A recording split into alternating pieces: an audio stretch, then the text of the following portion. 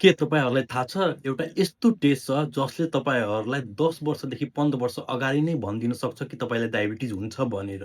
त्यो fasting blood sugar, random blood sugar, एचबी1एसी यो कुनै पनि होइन। किनकि यो डायग्नोस्टिक टेस्टहरू हो, जुन चाहिँ तपाईँलाई डायबिटिज अलरेडी भइसकेको छ, त्यसपछि तपाईँले गर्ने टेस्टहरू हुन्। तर मैले जुन टेस्टको नाम भन्दैछु, त्यसले तपाईँलाई 10 वर्षदेखि 15 वर्ष अगाडि नै भनिदिन सक्छ कि तपाईँलाई फ्युचरमा गएर डायबिटिज हुन्छ भनेर। त्यो टेस्टको नाम होमा-आइआर टेस्ट हो।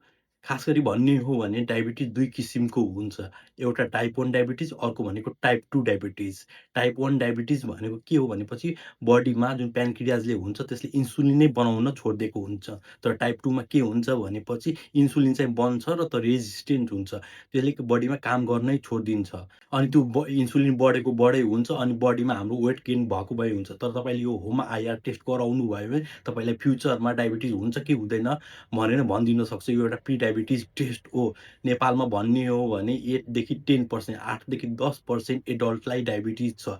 यो खास गरी यो टेस्ट गराएर तपाईँलाई पछि फ्युचरमा हुने भएको डायबिटिजलाई तपाईँले कन्ट्रोल गर्न सक्नुहुन्छ। हुन त यसमा कुनै पनि मेडिकेसन दिने होइन, लाइफस्टाइल मोडिफिकेसन नै गर्ने हो। तर पनि तपाईँले यो टेस्टहरू गराइसक्नुभयो भने आफ्नो लाइफस्टाइल मोडिफाई गरेर फ्युचरमा हुने डायबिटिजलाई तपाईँले रोक्न सक्नुहुन्छ।